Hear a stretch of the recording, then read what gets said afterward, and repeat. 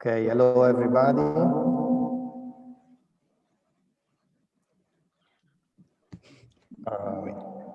Maybe I go on because I can see that Alessio has some problems being in a big room with everything connected. So welcome from my side. I'm the Deputy Director of the Master in Cultural Property Protection in Crisis Response.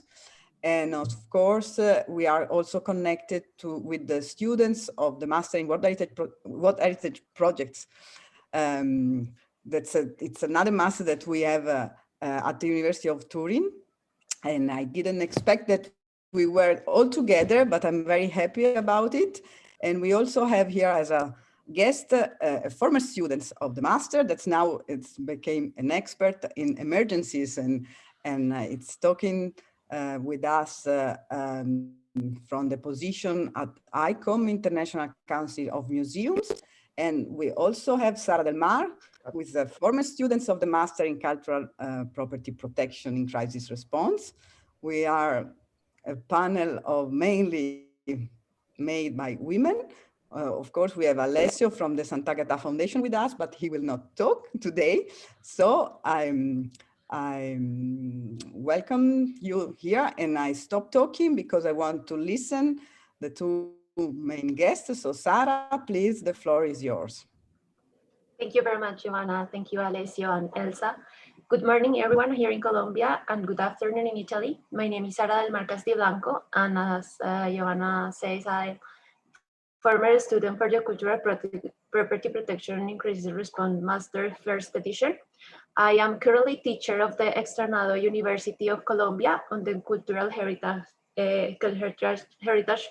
Faculty, and I am working in some independent projects about relations between human rights, art, and culture.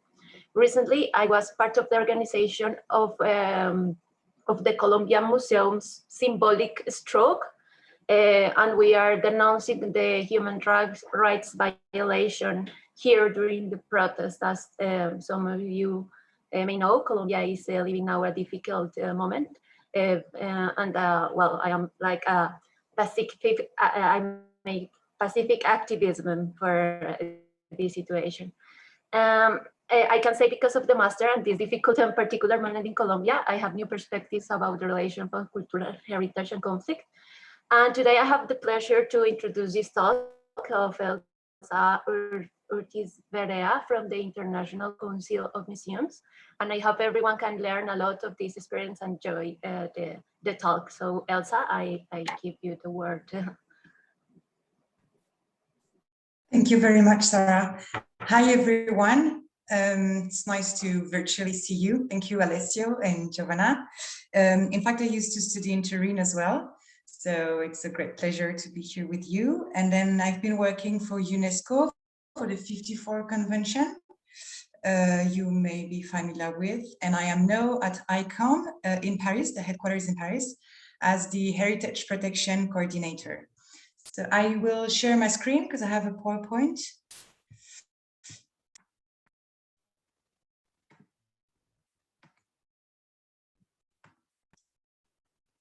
Let me know if you can see it properly. Yes. Okay, it's good. So I will just briefly introduce you with the structure, ICOM, and then I will go further in details regarding what we do for museums in terms of protection, prevention, and then in time of conflict or catastrophe. So we are a network, basically. We are an NGO. We have been created in 1946 at the same time as UNESCO, more or less. So as two different structures, one being governmental and one being an NGO, which is very helpful in a way to have practical and concrete projects on the ground.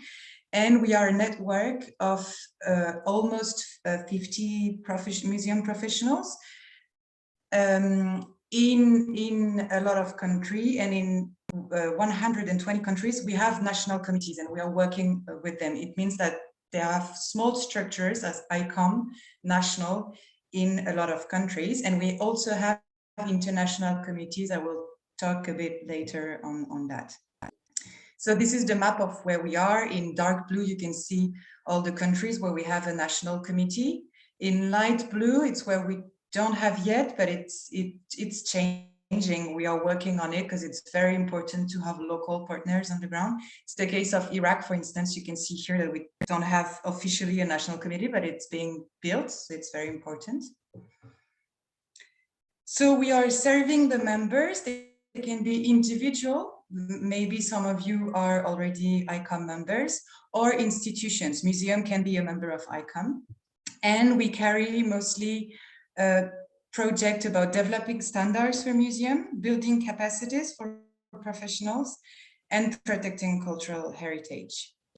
This is the main structure of the headquarters in Paris. We are not a big structure. We are about 30 people working in Paris. But then we are in contact with not the 50,000 members, but a lot of them, and mostly the national committees. So you can see here that this is the core with the Director General and all the legal and administrative services. And then we have the membership, which is the biggest department, with dealing with all the memberships, and Heritage Protection Department, which is the one I'm working on, and Museum Society and Capacity Building. We have a lot of synergies between all the departments, and the main projects we have in common is protecting heritage at risk, defining standards in museums, raising awareness and communicating, issuing a lot of publications as well, and building capacity for museum staff. So within the department of the heritage protection, we have two, it's linked, but we have two main missions, let's say. It's fighting illicit traffic of cultural property and disaster risk management. It's sometimes linked, but mostly we have all the time projects on fighting illicit trafficking. And then in terms of catastrophe, we're trying to build a very sharp protocol to be able to respond in case of emergency. So to fight of traffic illicit, we are working with partners. We are working a lot with Interpol, with the World Customs Organization, with the UNIDROIT Convention, which is based in Rome, and UNESCO, mostly the 70 Convention. I will go back on that later. So, of course, museums are target of theft. We know that, but it's involved in litigation regarding ownership. We heard a lot about that lately. It's not only in conflict or in complicated zone or in small museums that are facing security issues. That's the last example we have. It was just a few days after the lockdown in the Netherlands. You may have heard that a Van Gogh painting has been stolen, and we have all the surveillance camera that have filmed the theft. So it concerns every museum in the world. We also do to fight illicit traffic. We develop standards, and we are doing a lot of trainings. And then we have practical tools, let's say. So we have 4 practical tools. The first one is the Code of Ethics. I will talk about it briefly. Object ID, which is widely used. An observatory, which is an online platform. And the red list you may have heard of. So I will start with talking with the red list. The red list is a little leaflet. I don't know if you've seen it before. We have 17 of them now. We have 2 types of red lists. The one made in case of emergency, has been the case with Yemen, for instance, Mali, Iraq. But we also have a red list that we develop in a longer term when we know that there is a huge problem of illicit traffic. It could be in a region or in a country. It's not stolen objects. That's the main difference with the Interpol database. It's example of objects at risk. So we work mostly with our national committee on the country chosen that are facing risks. And then with experts on the ground, we identify objects that are mostly in museums, but that can help customs or auction houses or maybe buyers to identify objects that cannot leave a country. because we know, because of the theft, because of archaeological sites being looted, and all the circulation of artworks. So this is an example of, and we have big categories that are changing depending on the country and the collections, of course. And we distribute it to the customs, police, auction houses, museum collectors, etc. So it helps with the identification. It helps in investigation or to seize practically objects and to find a provenance, because you don't always find the objects at a border. That would be too easy. So sometimes it's a Chinese object in Colombia or an Iraqi object in England. So it helps to identify a provenance. And at the back of each list, we have all the national legislation, which is extremely important, the international instruments as well. And that's mandatory to have a red list. We cannot go beyond the law, of course. So if a country, that's why it's very important to do sometimes some plaidoyer, let's say lobbying, to make countries adopt legislation. And you also have the contacts when you see an object or having a doubt to contact the country and to go further.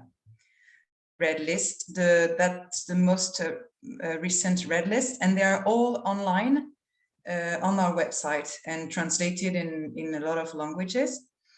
And we are currently working on a new red list for 1,000 Eastern Europe museums. That's a screenshot of the website where you can download all the red lists in every languages.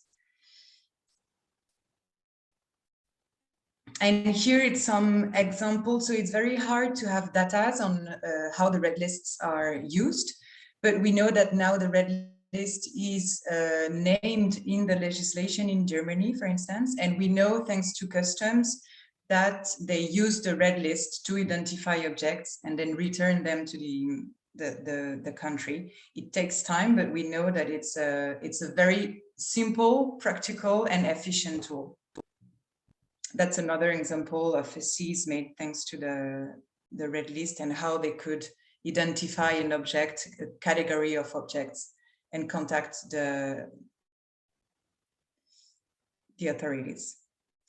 Object ID, I will go briefly on that because it's very technical, but basically it's a kind of checklist that every museum is invited to use to have the proper identification of an object in the museum. And that's very important in the prevention of illicit traffic and the protection of cultural property, because we know that we need information to find an artwork. We need the title, we need an inventory number, we need photographs, we need the dimensions, we need a lot of very precise criteria. So we make that checklist and it's used now as a standard for museums, and we are promoting it with Interpol and UNESCO and the World Customs Organization. This is the observatory. So it's an online platform, and if you're interested in illicit traffic, you should have a look at it because it's full of very good information, and it's updated constantly. And we are working now on refreshing a bit the design that is no longer very fashion, but it's still very interesting. So you can see that you have all the, let's say, low vocabulary that belongs to museum or illicit traffic. You also have a lot of good practices, example, case studies, and you can search whatever you want, like type keywords. If you are working, I don't know, you have a project in Burkina Faso, you look for Burkina Faso and you will have all the publications made on cultural property in Burkina Faso, on museums, the legislation on the country, etc., etc. We also have publications. And now I go to the code of ethics. So I won't go in detail. Maybe we don't have time enough, but it's online as well, so you can go and have a look.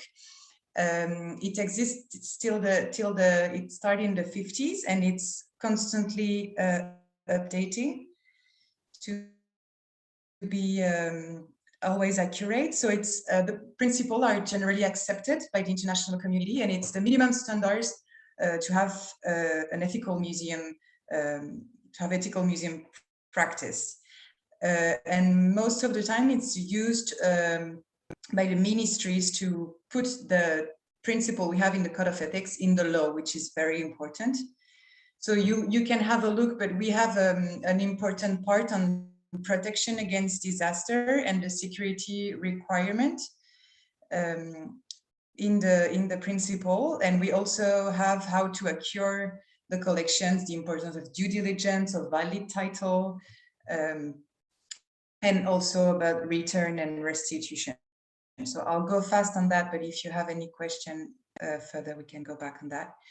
We also recall all the international legislation that can protect a museum, and it's translated in 38 languages. So I think you should find the language that suits you if you want to have a look.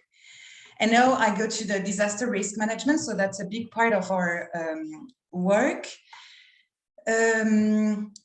We have a mission in our strategic plan. So we fight against illicit traffic, as we said. We develop normative instrument, but we also help concretely museums in emergency. In 2002, we built a kind of task force, a program, let's say, called Museums and Emergency. It doesn't exist anymore, but that's now the work of the Secretariat. So we are here to do some research on vulnerability, cultural heritage, to do prevention, but also to act in case of emergency. We had also some publication, and that's very important. I start with that. We have committees. So we have one standing committee, which is here to help the Secretariat to make link with experts they might know all around the world. So it's made of maybe 10 or 12 people from all over the world, which are experts maybe in fire, in earthquake, in hurricanes, and we work with them in case of emergency. So they are here to advise the Secretariat and the Executive Board. And then it's quite recent. We now have an international committee that has been created in Kyoto in 2019, which is made to have big projects with the Secretariat and help the community, the museum community, to face disaster. I'll give you some more practical example later, but let's say that we are working with the network, and thanks to the help of committees. We are doing a lot of workshop. Just before the pandemic start, we have a very interesting workshop in Azerbaijan, not knowing that the conflict will be so quick, but we knew that, of course, they were facing a big risk of armed conflict. That was in Azerbaijan, talking about precisely armed conflict in the High Karabakh region. We'll go back on that later. So we are trying to react as quick as possible when there is a disaster. So what we do is that we put communication online, most of the time with partners, like here with ICOMOS, to react, and then we contact people on the ground, and we identify their needs, and we try from the Secretariat to act quickly. We are also following up what happened in Brazil with the famous fire, and we're still doing some webinar to raising about the importance of having security and having people being prepared to do what we need to do in case of disaster. That was just when we declared the lockdown in most of the country in Europe, an earthquake in Croatia. So it was very complicated to send experts on the ground, but we managed to help museums thanks to the National Committee on the ground. We received image immediately, so we were able to raise funds and then to help them on the ground. And during the pandemic, we had several projects. We made kind of publication on recommendation globally for conservation, because it's extremely rare to have museum closed for such a long time. And we also made a paper on how to ensure the security and how to work with the police services in your country. Then we we respond to a call for projects from ALIF that ALIF is a foundation which helps museums and basically culture in general in armed conflict. But they made a special call during the COVID-19 to help museum facing huge risks. So we had 5 projects in West and Central Africa to basically pay the staff and ensure security. Sometimes it's very simple thing like putting a door or camera or lights in a museum, because it's not always the case. And when it's more dangerous, it's about to evacuate collections from a museum and put it in a safe havens, as we call, because they are big risk of looting. The last biggest project was in Lebanon when the blast occurs last August. We went there 2 days after, and then we, thanks to the National Committee, we were able to visit all the museums that were damaged. 4 of them were severely damaged. So we made a list of all the needs they have and we worked with Blue Shield International. Blue Shield is an independent structure, but it has been created by ICOM, ICOMOS, IFLA, and ICA. ICA is for archive and IFLA for library. So we work a lot together, and we raised some funds through Alif and Prince Claus to secure museums. Here you can see that that's a window that falls completely on the ground. And then we sent some restorers from the Institut National du Patrimoine in France that were able to gather every pieces, and it's now under restoration for the object that they can save, let's say. And that's the Sursok Museum. You might have seen the video and image after during the blast. And that was terrible. That's the most damaged museum, and it's the only modern art museum in Lebanon and in Beirut. Work is still ongoing, and it's quite long because they faced the COVID-19 as well, of course, and had a quite important lockdown recently, so everything had to stop, but it's now undergoing again all the works. But we managed to, within a few weeks, to put some wood doors to protect the museums and to make sure that all the work were in safe places, and to undertake restoration of the monuments and the collection. And then the last catastrophe was the Nagorno-Karabakh region, between Azerbaijan and Armenia. And we are now working with, of course, our partner, but we are in contact with the National Committee in Armenia and in Azerbaijan to identify their needs. It's quite complicated to have information on the ground, and that's most of the time the most complicated thing, to know exactly what happened and what is damaged.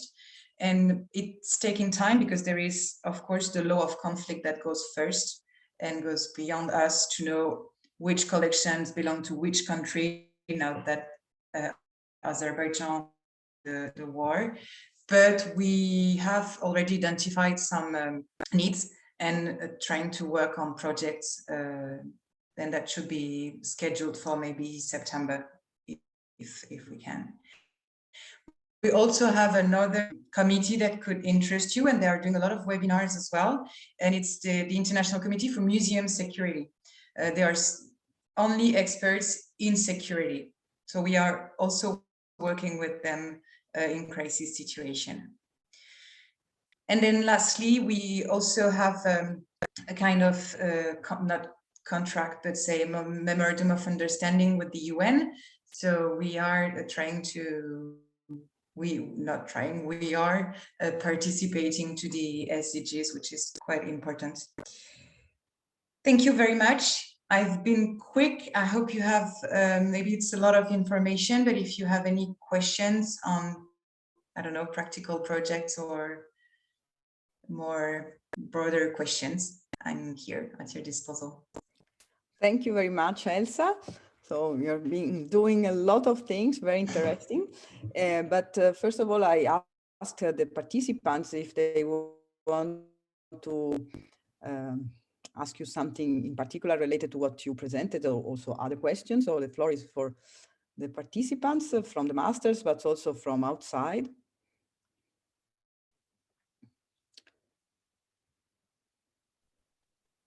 Nobody wants.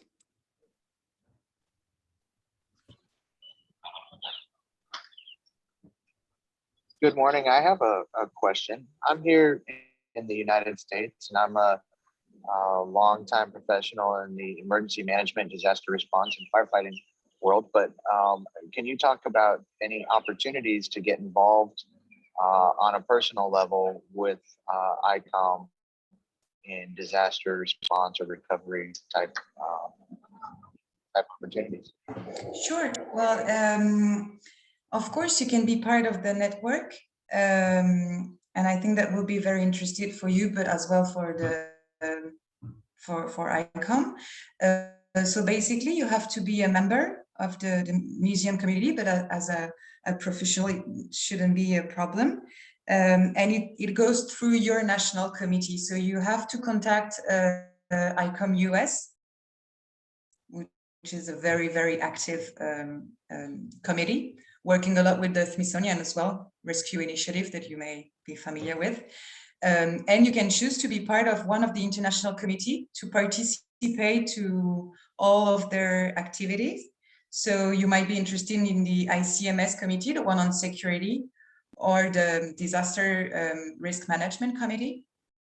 But yeah, the best way is to contact directly. You can find it in the website ICOM US, and I will guide you. Very good. Thank you.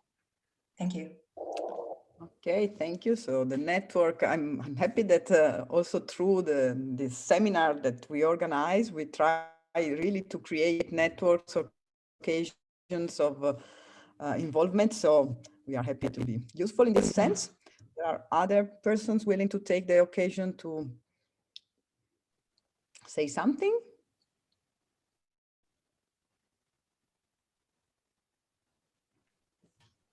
Maybe it was too many information. Hello. Hello? Hello. Hello, can you hear me? Yes? Yes. Okay, hello. Thank you for your presentation. I was wondering, you were talking about Lebanon and other places. I was wondering if you have an ongoing project in Syria, for example, if you can tell something. Thank you. Sure. We have projects, we have been involved in projects in Syria. The one we are the most working on now, it's about illicit traffic. So we have a red list that is being translated in a lot of languages that we try to spread as much as we can and being sure that it's always updated. So the main project we have in Syria is about illicit traffic. And the red list is online if you want to have a look.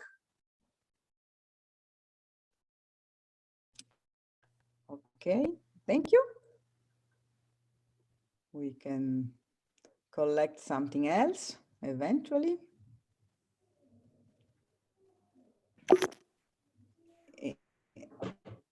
I try. Okay, it works apparently. Sorry, before we didn't have a test before. Thanks a lot, Elsa, for this. It's very useful, and also all the references that you made are totally useful to our work. I was checking, and I remember what was your project in the mind. It was about Lille Creative City, just to mention. Exactly. Class. Then you ended working with emergency at ICOM. By the way, my question is this: since you work in an institution which is making and enforcing networks all around the world, as you were showing with the map, my question is about what kind of responsibility the museum institution in the Western countries, let's say, or in countries, in well-developed countries, may take in terms of taking action, especially to support the less fortunate countries or areas of the world. So yes, in other words, what can a museum in Torino or in a European city concretely could do to support other institutions facing disasters or conflicts or post-conflicts scenarios? If you can advise on this, that would be very helpful to us. That's a very interesting question. I think that there is two different time to help. There is the prevention part. So I think that, for instance, I don't know, the Egyptian Museum could have some trainings, and because I'm sure they have great curators and restorers, they can help on that specific collection. Maybe museum professional from outside having same type of collection, but not the same stuff, let's say. And then, of course, I think that Western Museum have a responsibility, but they are already showing a lot of solidarity. We saw it from in Beirut, for instance. As soon as it happened, we had a lot of proposals from museums in France, in Great Britain, in Italy, whatever, in Germany, to send some material, to send some restorer, to propose to take care of a part of the collection, to send some glasses, some windows, some whatever. It was a great solidarity around that. So the thing is that it's not always easy to organize, and it was very complicated to get stuff shipped into Lebanon. And of course, also because the blast occurs in the harbor. But there is a very simple things that museum can do for a museum facing a huge crisis. Yes, actually, my question was pretty interested because I mentioned, but also not just museums, but organizations and institutions working with culture, including universities, including independent organizations like ours, for instance. We really are committed into this sometime, not sometime. It would be very useful since it is huge, all this, and crises are very difficult to face, like the ones that you mentioned in this brief presentation. It would be very, very useful to concentrate the effort and being able to focus and join the energies, the effort on trying to contribute in this sense to contexts which are facing very critical issues. So yes, we will stay in touch on this, because our aim through our masters and our let's say other initiatives, is exactly to do this kind of work, and not just in doing projects, but I mean, working with culture. There is this ethical dimension, since you were talking about ethic as well, which is pretty essential in this work. We really are here to learn on what we could jointly do, and where. I mean, what are the most sensible areas also at present and in the recent future. Yeah. Someone was asking if it would be possible to find somewhere what you presented. So I let you answer to this question. If you can find like what you mean, what I've been presented. I can find it. Question on the chat. Do we have possibility to see your presentation somewhere? I can send it to you.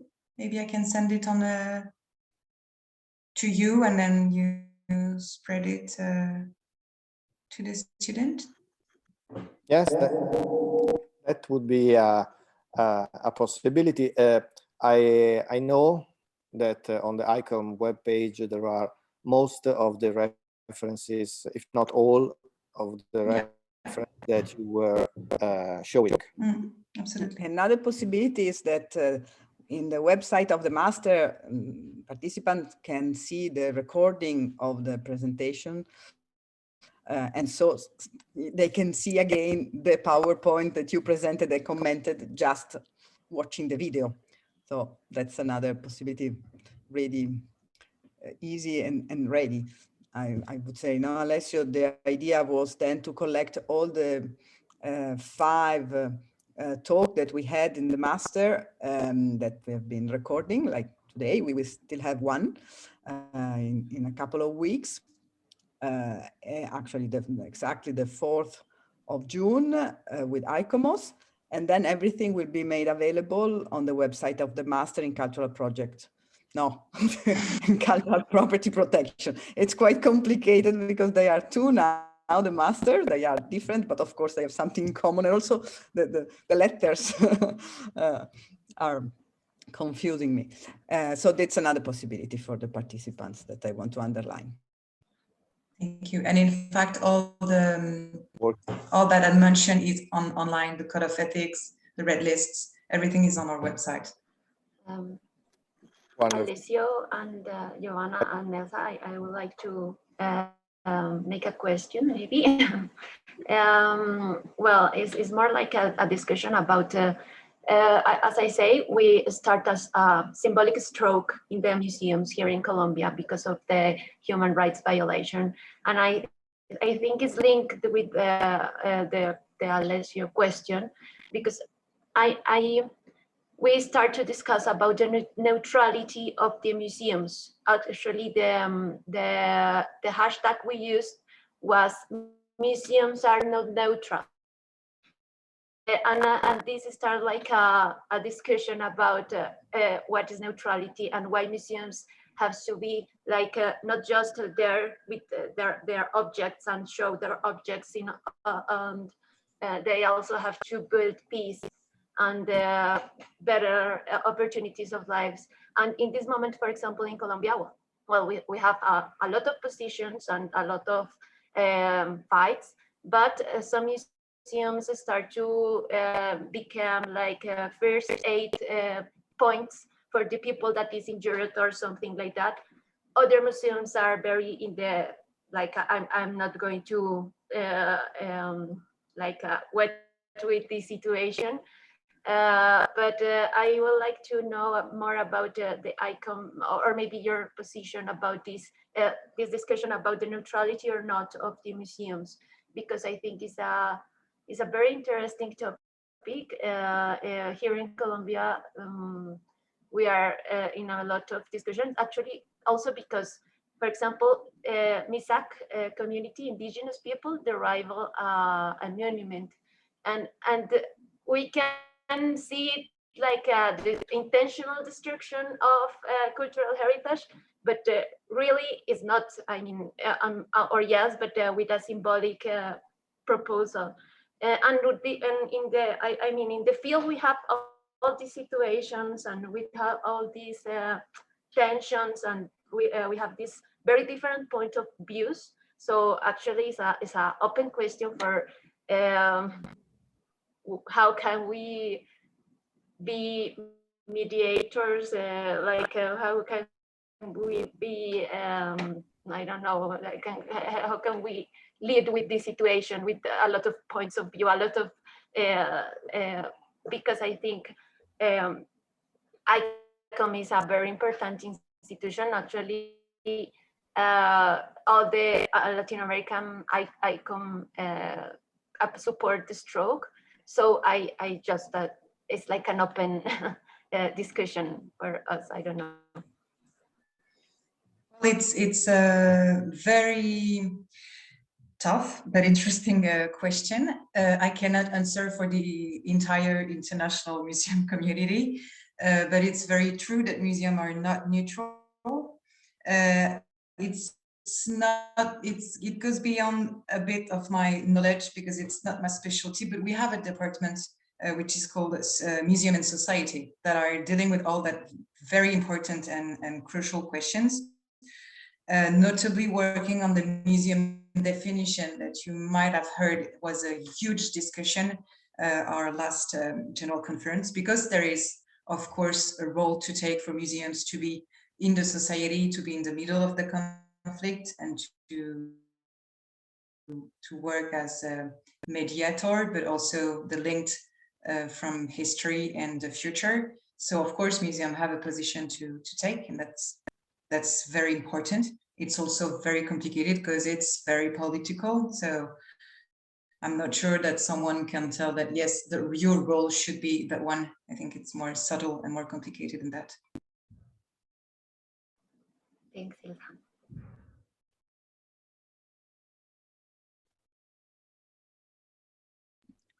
Yes, Sarah, thank you. It's a really big issue also also in terms of research as a general question, I think it should be investigated not only from the point of view of museums, but also from the point of view of governments that finance museums, own museums.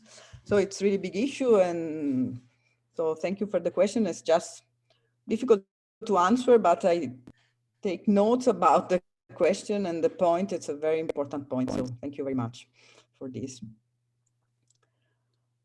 Okay. I see someone else.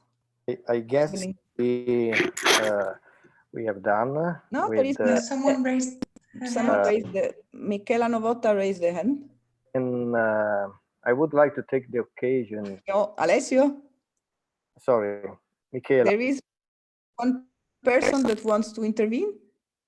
Raise, so please. We don't hear. You're in mute. Okay.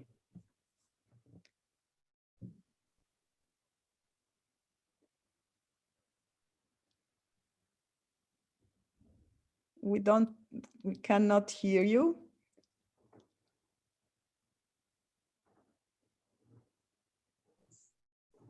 Maybe you want to write your question in the chat.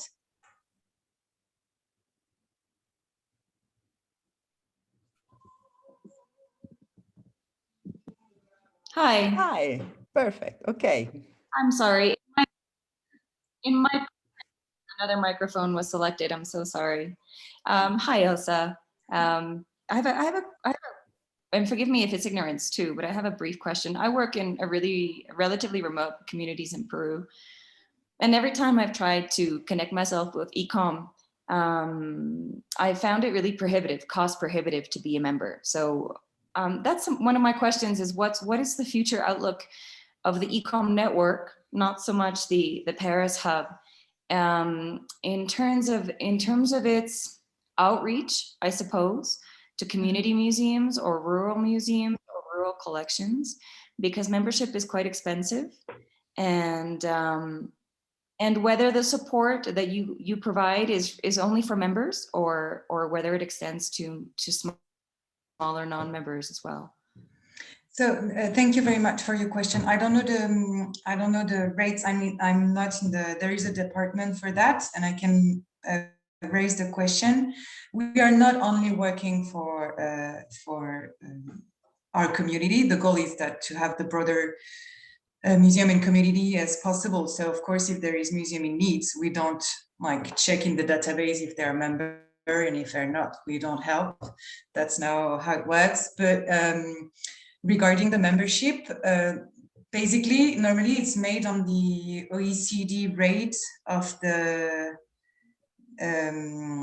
average cost of life in each country. So, for instance, in some developed country or in France, I know, and in Italy, I know that it's something like $80 per year, and it's supposed to be less and less and less depending on the rate, what is possible to pay it in countries. So I'll have a look in Peru, but yeah, it's an issue if it's too expensive. That's really not the goal.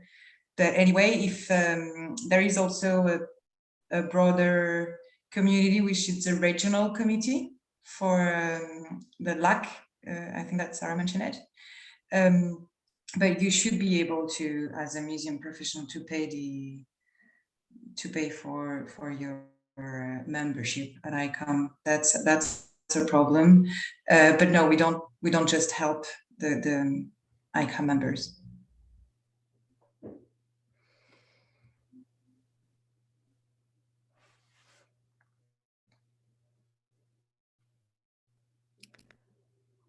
Okay, Alessio, you were talking, so.